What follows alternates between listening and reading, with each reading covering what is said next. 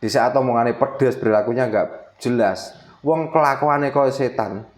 Setan tuh pernah berbuat apa? Coba. Mau kayak iblis. Nah, padahal tanpa setan kita itu nggak bisa hidup.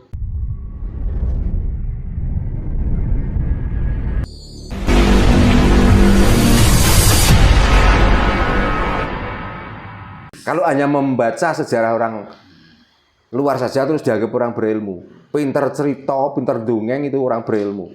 Ya, Pak, rata-rata Pak, kalau apalagi lulusan pesantren Pak, Memang kane hartanya masalah dalang, karena saya itu seorang dalang. Semua itu. Apa yang saya pelajari? Ya termasuk cerita-cerita masa lalu. Tak pentaskan melalui wayang. Nggih. Mosok saya dalang terus mengajarkan cara bertani? Kan juga mungkin. Gitu loh. Makanya kalau ngomong ini adalah orang alim, ini adalah berilmu. Kalau ilmunya cuma pinter dongeng, pinter menghafal nama-nama orang yang ditokohkan di situ, itu bukan orang berilmu. Itu enggak bedanya dengan bakul jamu. Gitu loh. Maka ikutilah ajaran seperti itu. Ikutilah memahami itu. Orang lain sudah bisa beli pesawat terbang. Kamu paling-paling pol nanti bikin layangan. Nah, itulah produk-produk orang yang selalu belajar dengan kitab garing. Gitu. Anehnya juga Pak, di Tajikistan itu di samping melarang untuk berjilbab, Idul Fitri sama Ramadan juga dilarang. Padahal di sana itu Islam. Nah, yang membuat hukum seperti itu otomatis kan rajanya toh. Nah, makanya agama pun itu sebenarnya hukum dari raja yang mau menyebarkan aturan dari agama itu loh sebenarnya. Makanya kalau Tuhan mempunyai peraturan seperti itu, kenapa Tuhan itu menciptakan manusia? Gitu loh. Kalau Tuhan ngurusi tentang pakaian, ngurusi tentang syar'i dan lain sebagainya, kurang gawe. Makanya tadi kan Tuhan itu tidak bertanggung jawab dengan hidupmu. Karena Tuhan sudah memberi hidup gratis. Dan kamu hidup tidak pernah merasa pesan. Tiba-tiba kamu itu hidup. Maka untuk menjaga dirimu, ya kamu sendiri. Jangan nyalah-nyalahkan Tuhan. Makanya kita berbuat tidak pernah mikir. Tapi begitu efek dari perbuatan kita itu tiba-tiba menjadi masalah dan lain sebagainya. Terus larinya, mintalah kepadanya, maka dia akan mengabulkan. Nah, yang dimaksud itu adalah Tuhan. Berarti secara tidak langsung orang-orang yang mendapatkan musibah itu menuduh Tuhan. Makanya kalau manusia itu berpikiran seperti itu, saya yakin dan saya percaya masalahnya tidak akan kunjung selesai, tapi makin bertambah. Karena dia sudah mengkambing hitamkan Tuhan. Dan akhirnya jasanya tidak diterima oleh alam. Nah, akhirnya seperti itu tadi. Arahnya ke situ nanti baik akhirnya. Terus setelah begitu karena mempunyai keyakinan, kita penuh masalah, supaya kita itu dikeluarkan dari masalah itu, ya kita ibadahlah. Ya. Setiap malam kita melek, minta maaf. Kamu salah bukan kepada Tuhan, tapi kamu salah sesama manusia. Minta maaflah pada orang yang kamu bikin salah itu. Mestinya. Jadi nggak usah umak-umik. Umak-umik kalau itu katanya itu zikir kepada Tuhan. Pertanyaannya, Tuhan siapa toh yang kamu jak ngomong itu? Bagaimana wujudnya? Gitu loh. Makanya juga gampang nyalahno wong Jawa. Wong Jawa nyembah watu, nyembah kayu. Mendingan wong Jawa itu nyembah kalau pun disembah itu ada wujudnya.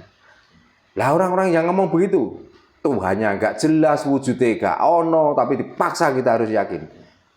Tuhan siapa itu? Itu loh. Kita hanya dikenalkan namanya. Sifat-sifatnya dikenalkan tapi sulit untuk dipahami.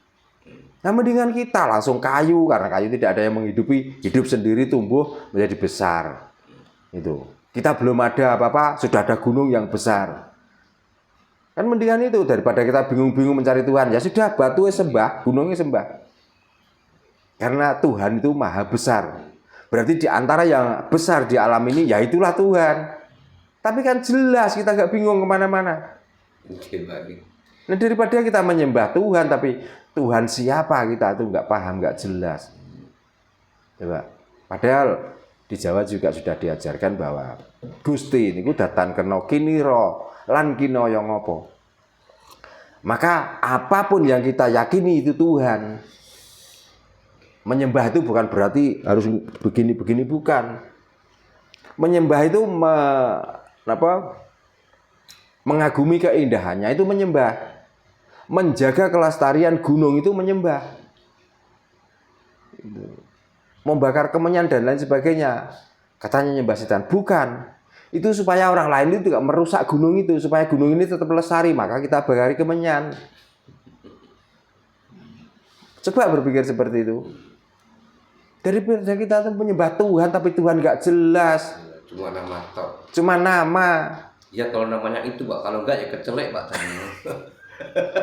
Lah makanya itulah hasil orang-orang yang belajar di dalam kitab kering. Maka kita tuh harus belajar di kitab basah, kitab rasa.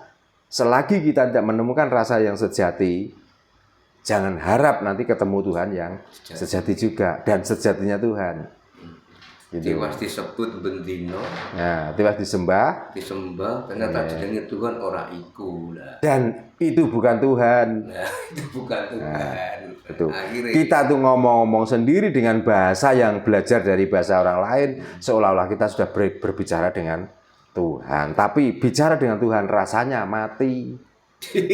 Gitu loh. Akhirnya topo kangka lantur. Nah, kalau begitu berarti orang-orang yang seperti itu adalah orang lantur. Nah, orang lantur itu hasil dari apa? Hasil dari halusinasi. Gitu. Makanya walaupun sapi, walaupun kambing, walaupun ayam, itu sebenarnya malah perlu kita belajar dari mereka loh.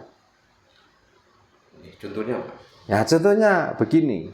Karena ayam itu sudah diciptakan bentuknya seperti itu, suaranya juga seperti itu. Dia nggak pernah protes kok dengan suara anjing. Dia tidak pernah, kalau dia tuh makan nasi buangan, dia makan bekatul dan lain sebagainya, nggak pernah protes kok. Padahal nanti kalau sudah makanan itu dimakan, dicerna menjadi daging, yang menikmati siapa? Manusia. Manusia.